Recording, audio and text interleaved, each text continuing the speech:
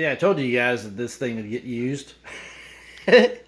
Usually, I use the freezer as my work table. It's got moved to. We had to get into there for Thanksgiving or Christmas dinner and moved a bunch of stuff over there and yada yada yada. Anyway, it's getting filled up. I need to organize it a little bit. I got a bunch of totes over there. Anyway, that's not what this video is about. This video is about my nifty little crosscut sled here that I made. I can't take credit for it. I actually got some plans from woodmagazine.com, although I embellished a little bit on what they did. But still pretty nice. I like it. So I'll show you a couple things on it. One of it's got plexiglass on it. It's supposed to use 1/4-inch plexiglass, but Lowe's wanted $100. I shit you not, $100 for a sheet of 1/4-inch plexiglass. So I opted for the thin plexiglass, which was easier for me to cut anyway. But that should serve as a guard, so I could use my blade right here, and I can actually see my wood as I go through. Now, what this allows you to do, what a crosscut allows you to do, is one of the problems that table saws have, and I may have talked about this on an earlier video, is that they have a habit of throwing your work back at you. Which really sucks and is honestly pretty spooky, especially if you're using a fence. Now the fence, I got it on the router table just hanging here for a minute, but if you're using a fence up against that blade and you need to cut something, as you pass through, the piece that you have under your control usually does pretty good, but the piece that's between the blade and the fence, if this fence is off 1/100th, and I'm talking 1/100th of a degree one way or the other off the blade, and that's pretty small. We're talking, you know, getting really pretty small stuff. More often than not, the piece between the blade and the fence will kick back at you. And that's one reason why you do not use, or should not use, fences for cross-cutting. Now what cross-cutting is if I've got grain like this, right, that's running this way, and I need to cut across it so I've got grain like this that's running this way, I need to cut across it like this, which is like most of your cuts, right? I got 2x4s that I got to cut or whatever, you know, I got to cut things to length, you know, 9 times out of 10, they're cross-cuts. So think about that. That's your primary cutting thing, and the table saw's got a flaw in the fact that it wants to throw the thing back at you. It's, you know, 7,000 RPM. Isn't very fun. So the solution to that is a cross-cut table. So essentially what it is you put your wood in, right, where you want it at, and then you run this back and forth. It's got little the other thing is it gives you more accurate stuff too. It's got 2 little runners that run in the 2 miter slots on either side. You hold on to your wood so you can kind of see right there, and then you run it past your blade. And this is 18 inches wide, so I can get, you know, those big boards down there. I got to do my wife's closet, so the big 12-inch boards down there I could easily put in here, cross cut them. Don't have to worry about it flinging a 40-pound board at me, because it'll keep it trapped in here, which is really, really nice. The other thing that's kind of nice about this one that we did, which was kind of fun, was I actually ended up doing a T-slot in here. That was kind of neat. Basically what I did was I used the 5/8 inch router bit to cut that T-slot. By the way, it's supposed to be oblong like that. I don't know why, but that's their specs. But I got the little T-slot in there, and what that allows me to do is that allows me to have this stop block right here. Get a couple little piece of oak that hold the stuff in there, but I had this little stop block, and that allows, the other thing that cross-cut sleds allow you to do is to cut multiple pieces at the same length if you have a stop block. So I can move the stop block back and forth, get my length cut right, and then just start sliding pieces in, cut, slide pieces in, cut, right? So pretty nifty. Like I said, I got the little plexiglass piece here. I did embellish a few things. I added a thing up here because at some point I need to take some of these jigs I have and hang them or something. I don't know what I'm going to do with them, but I got to put them somewhere because they do occupy space and I'm limited in space. But anyway, kind of neat. So there's another view of that little stop block.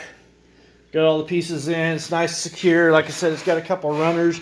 I did leave the runners long on this side because a lot of times I've had, and of course I could have cut those off to length, but anyway, a lot of times I've had where I have to put jigs up in here and the board is really pretty big or something and long, and I've got to be out a ways, and if I don't have the longer ones on here, this is a want to tip, right? So it's already wanting to kind of tip a little bit, but having that little extra weight lets me go in. So pretty handy. I don't know, I've cut a few things on it. I'm really happy about the stop block. The other thing that's kind of neat is you can buy this metal ruler tape. Now I've used it already, so it actually kind of a little serendipity for me here, but I already used 2 inches of it. And then I needed to, according to their little instructions, I needed to set it at the 4-inch mark. So that actually worked out pretty well for me. So it's a little upside down, but that's all right. So here's this end. And then on this side, they have nice little red numbers, right, for you. So I made sure I wrote red numbers down here. And then on this one, you could start, depending on which side you put the wood in. Usually you should, I guess, try to be on this side because that's where the controls are at. But, I don't have a lot of room over here. So I either have to move this all the way out, or if I've got a really, really long board that I need to get, I'll put it on this side, right? So it doesn't really matter as far as the saw blade goes, which side you're on. You just have to make sure you're off your kerf, which is that little cut spot right there. So the other thing that jig I made out of this same magazine article that I read was this neat little thing. And that's where my 1 and my 2 came from. This little thing is kind of cool in the fact that it sits also in that miter slot, and then this butts up against the tooth, and this allows you to set your fence up, which again, we were like saying, it's spooky when you cut with a fence, but this allows you to put your fence up and cut really thin pieces on the non-fence side of the blade, which is actually pretty sweet, because you can, if you got some thickness, you can try to keep the wood up against that fence between the blade and the fence, but when you got really, really thin pieces, you can't do that. So this thing allows you to make really, really thin cuts, which is how I made all the 1/4 inches and stuff. But it's actually on the outside, right? So you put this in the miter blade, you measure out to where your tooth is, or put it in the miter slot, measure out to where your tooth is, and then slide this out to whatever you want to cut. So if I want to cut a 1/4 inch, then I put it off the 0 there, a 1/4 inch, and then my actual wood that I'm going to be shaving is going to be on the outside. Say I have a fence over here with a piece of wood in it. The wood I'm going to shave will actually be on the outside of the blade. So kind of cool. Anyways, but that's where the 1 and 2 went. I'm gonna have to buy some more of this stuff. I actually like this. It didn't cost very much. It actually is metal. Good adhesive on it. Nothing's curled or came up. I've got a whole nother bunch of it, but I actually might buy some more of it and put some measuring stuff there on the table on some of the edges. I don't know. I got to get the table cleared off is what I got to do. I've got a bunch of stuff on here. We had to do Christmas wrapping, so we used the table, and then we had moved everything off of it, and then kind of put everything back on. And anyway, I got to get it all cleared off. Got to start using those shelves, put stuff in totes, all that kind of good stuff. But the big reason why I did this is because I still need to finish that jewelry box, which all the pieces of it are sitting over there. I got the bottoms. I want to make sure I'm good and cut. I'm making precise cuts. And it sucks when you make a precise cut and then all of a sudden the saw grabs the wood and flings it up against the concrete wall over here or something. Or I got hit in the shoulder with one. Luckily it was a small piece, didn't have a lot of mass, and just kind of bounced off, and I had a coat on. But yeah, it's kind of spooky.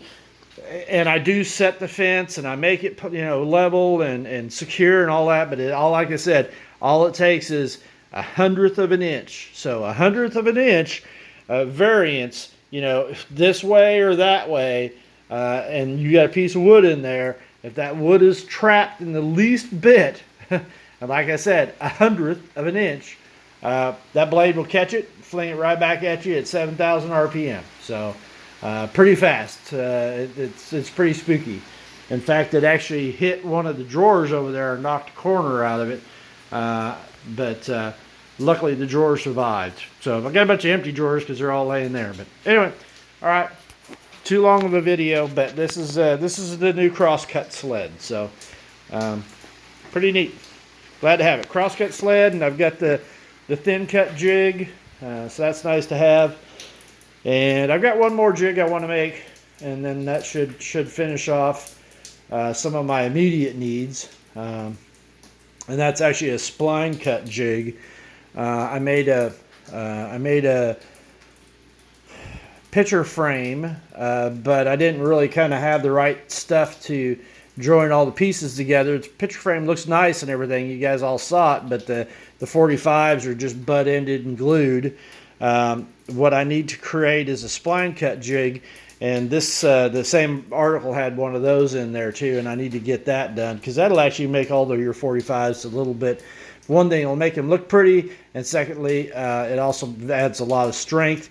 Combined with the thin cut jig, you can cut off some little, you know, 1/8 pieces or 1/4 inch slivers of wood, and then make a cut with the spline cut jig, and then turn around and at that point, and then put those slivers in there, and then of course that'll help secure your wood. So anyway, next little jig to make, but first I got some jewelry box stuff I've got to do. See you later.